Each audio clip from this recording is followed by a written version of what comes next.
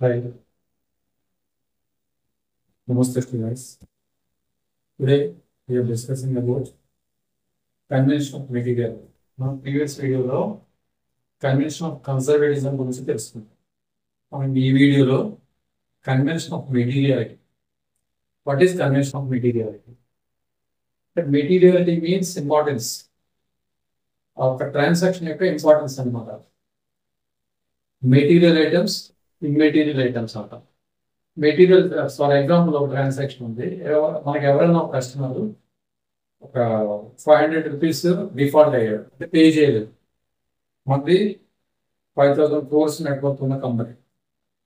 ఈ 5,000 crores network ఉన్న కంపెనీకి 500 రూపీస్ డిఫాల్ట్ అనేది material, it's not a material item. అలా కాకుండా ఒక కస్టమర్ అయినా 200 crores డిఫాల్ట్ చేశాడు అనుకోండి, కస్టమర్ పే చేయలేదు 200 crores, అది మెటీరియల్ ఐటమ్. 5,000 crores నెట్వర్క్ ఉన్నా సరే 200 crores అనేది not a small amount, it is a material item. ఇటువంటి వాటిని మనము ఫైనాన్షియల్ స్టేట్మెంట్స్ ఇన్ఫర్మేషన్ అనేది పూర్తి ఈ మెటీరియల్ ఐటమ్స్ మిస్ చేయకూడదు అనమాట. Material items should be recorded. ఎక్కడ కూడా మిస్రిప్రజెంటేషన్ కానీ ఒమిషన్స్ కానీ ఈ మెటీరియల్ ఐటమ్స్ జరగకూడదు. ఇమ్మెటీరియల్ ఐటమ్స్ ని ఒమిట్ చేసాం అనుకో, ఒకవేళ రికార్డ్ చేయలేదు అనుకోండి, మెటీరియల్ ఐటమ్ ని రికార్డ్ చేయకపోతే నెక్స్ట్ రికార్డ్ చేసుకోవచ్చు, నో ప్రాబ్లం. అలా కాకుండా మెటీరియల్ ఐటమ్ ని మనము ఒమిట్ చేసామంటే, రికార్డ్ చేయలేదంటే it is a big mistake.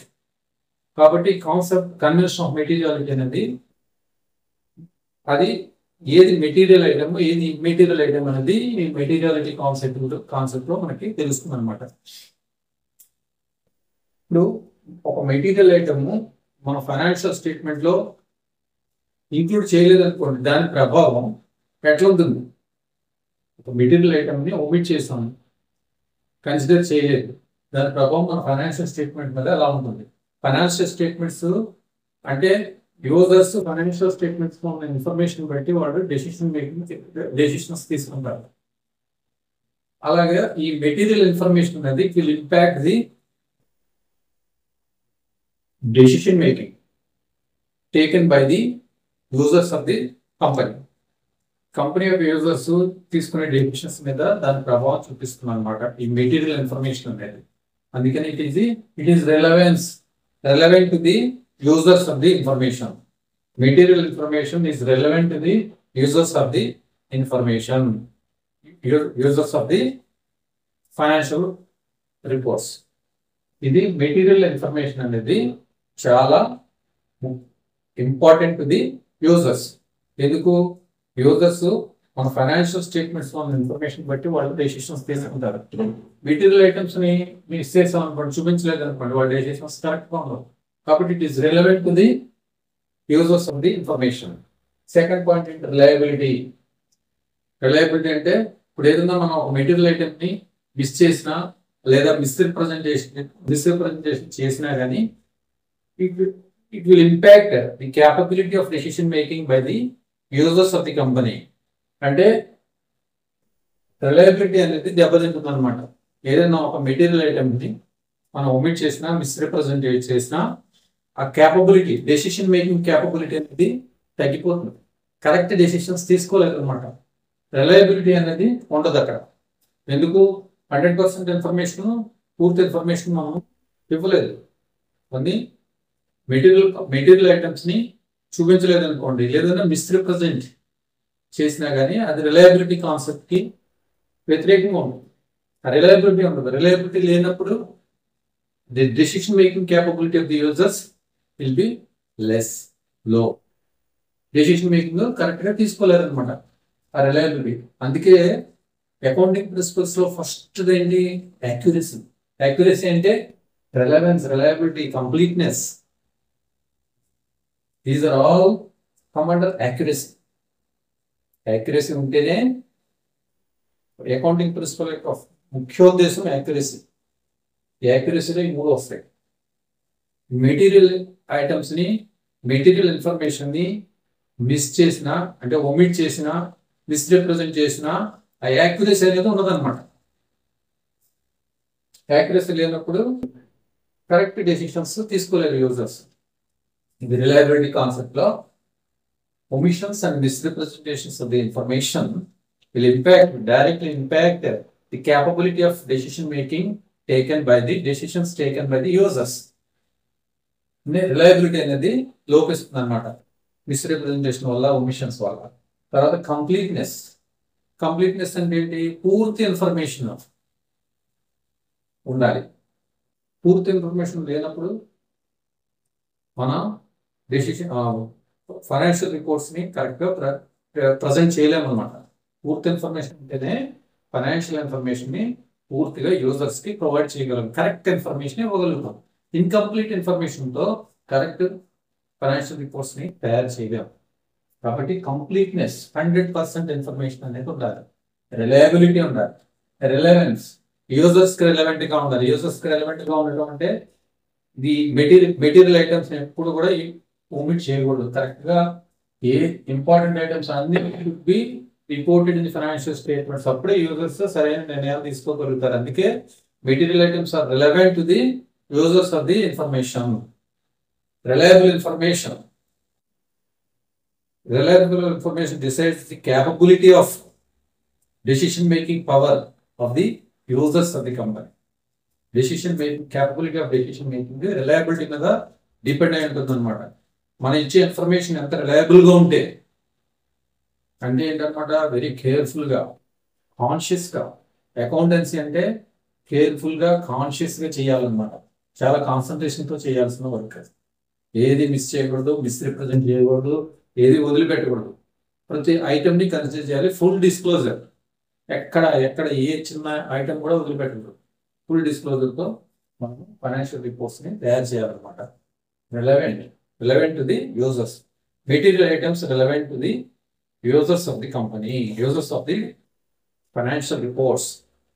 Reliability decides the capability of decision making, capability of decisions taken by the users of the company. Completeness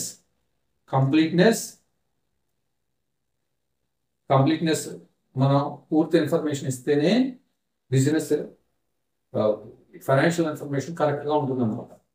next, ఇది material convention of materiality, relevance, reliability and completeness. Convention of materiality. తర్వాత consistency అంటే ఏంటి? స్థిరత్వం.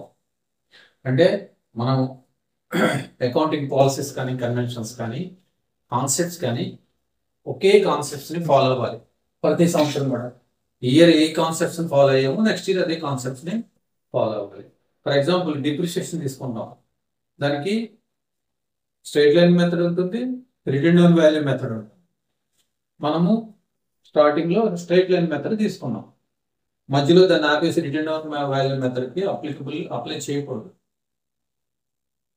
అప్పుడైతే depreciation values మారిపోతాయి. ఎప్పుడు ఒకే రకమైన accounting policies ని ఫాలో అవ్వాలి ప్రతి సంవత్సరం. అలా ఫాలో అయినప్పుడే కంపారబుల్ మన యొక్క ఫైనాన్షియల్ రిపోర్ట్స్ కంపేర్ చేసేవిగా ఉంటాయి, కంపారబుల్ గా ఉంటాయి. అంటే 2 years ఇన్ఫర్మేషన్ మనం కంపేర్ చేయగలుగుతాం. లాస్ట్ ఇయర్ ఏమో straight line method of depreciation, current year ఏమో return value method of depreciation తీసుకుంటే కెనాట్ కంపేర్ ది ఫిగర్స్. కాబట్టి ఎప్పుడు కూడా ప్రతి సంవత్సరం కూడా ఒకే రకమైన అకౌంటింగ్ పాలసీస్ ని మనం అడాప్ట్ చేసుకోవాలి. అప్పుడే ఆ కంపారబిలిటీ అనేది ఉంటుంది అనమాట. 2 years ఇన్ఫర్మేషన్ మనం కంపేర్ చేయగలం. Okay, next full disclosure. Convention of full disclosure, convention of materiality, convention of consistency and convention of full disclosure. Full disclosure అంటే ఏంటి? మనం ప్రతి ఐటమ్ ని పూర్తిగా ఫైనాన్షియల్ రిపోర్ట్స్ లో చూపించాలి.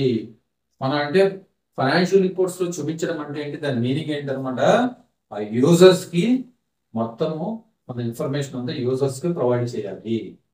దీంట్లో ఫస్ట్ వచ్చి పెండింగ్ లా సూట్స్. అంటే మనకి కోర్టు కేసులు ఏమైనా నడుస్తున్నాయి అనుకోండి, ఆ కోర్టు కేసుల గురించి కూడా చూపించాలి. అంటే ఇది ఎక్కడ చూపించాలి? ఫైనాన్షియల్ రిపోర్ట్స్ లో profit and loss account, balance sheet, audit report, తర్వాత నోట్స్ ఆఫ్ అకౌంట్స్ ఉంటాయి. నోట్స్ ఆఫ్ అకౌంట్ లో చూపించాలి ఈ పెండింగ్ లా సూట్స్ అనేది. మాకు ఇన్ని లా సూట్స్ ఉన్నాయి, ఇన్ని కేసులు ఉన్నాయి, కోర్టు కేసులు ఎన్ని రకాల కోర్టు కేసులు ఉన్నా అన్ని రకాల కోర్టు కేసుల్ని మనము నోట్స్ ఆఫ్ అకౌంట్స్ లో చూపించాలన్నమాట. అది ఇన్కమ్ ట్యాక్స్ కేసు అయినా ఉండొచ్చు, జిఎస్టి కేసు అయినా ఉండొచ్చు, what ever it may be. It should be reported in the financial statements under notes section. Next, change of accounting policies. Suppose for example మనం accounting policies change చేసాం.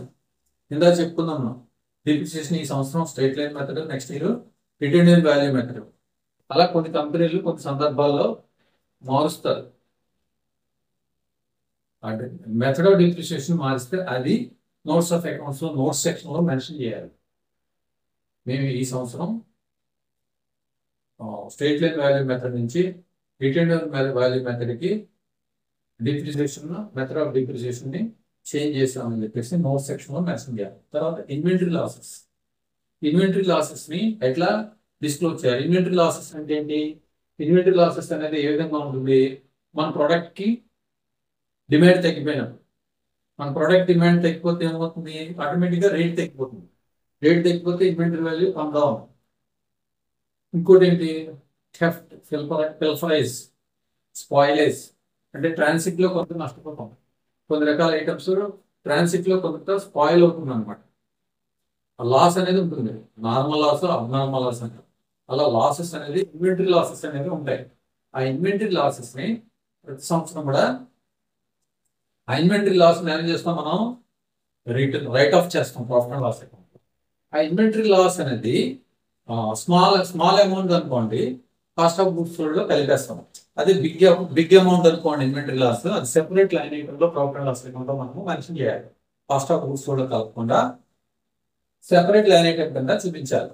అంటే inventory loss 2 types of, అంటే cost of goods sold debit చేయొచ్చు, inventory credit చేయొచ్చు. అదే ఒక రకమైన పద్ధతి. ఎప్పుడు ఇన్వెంటరీ లాస్ అనేది స్మాల్ అమౌంట్ అయినప్పుడు, if it is a big amount, then write off inventory write off debit ఇవ్వాలి instead of cost of goods sold. Inventory write off debt off to inventory. Separate line item కింద ఆ inventory loss ని చూపించాలి. Next, goodwill impairment. Good will impairment అంటే మనం ఏదైనా ఒక కంపెనీని టేక్ ఓవర్ చేసినాం అనుకోండి, దాని మార్కెట్ వాల్యూ కన్నా ఎక్కువ కొన్నాం. ఎందుకు? గుడ్ విల్ ఉన్న company market value suppose for example 100 కోట్లు ఉంది, దాన్ని మనం 120 కోట్లు కొన్నాం. 20 కోట్లు ఏంటనమాట? Goodwill. గుడ్ విల్ కి 20 కోట్లు మనము ఎక్సెస్ పేమెంట్ చేసాం. ఎక్కువ పెట్టి 20 కోట్లు ఎక్కువ పెట్టి కొన్నాం కంపెనీని, అంటే అంత గుడ్ విల్ ఉన్న కంపెనీ అనమాట. ఆ గుడ్ విల్ ఇంపైర్మెంట్ అనేది మనం నోట్ సెక్షన్ లో జస్టిఫై చేయాలి. మనం ఎందుకు మార్కెట్ వాల్యూ కంటే ఎక్కువ కొన్నాము అనేది నోట్ సెక్షన్ లో మనము చూపించాలి. గుడ్ విల్ ఇంపైర్మెంట్ అంటే అది. తర్వాత సంద్రీ డేటాస్ డౌట్ఫుల్. సంద్రీ డేటాస్ లో సంద్రీ డేటా గుడ్ ఉంటారు, బ్యాడ్ ఉంటారు. అవి రెండు కూడా బ్యాలెన్స్ షీట్ లో మనం చూపించాలి. సంద్రీ డేటాస్ కనుక గుడ్ అండ్ డౌట్ఫుల్. గుడ్ లో మళ్ళీ more than 6 months, above 6 months, below 6 months. Good datas లో అబౌవ్ 6 months, బిలో 6 months చూపిస్తాం, కింద డౌట్ఫుల్ డేటాస్. ఆ విధంగా డిస్క్లోజ్ చేయాలన్నమాట బ్యాలెన్స్ షీట్ లో చూపించేటప్పుడు. సంద్రీ డేటాస్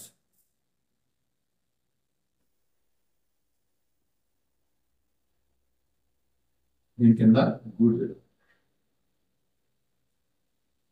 అబౌవ్ 6 months,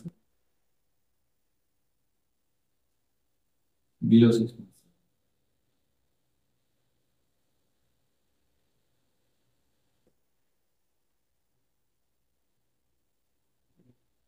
Doubtful.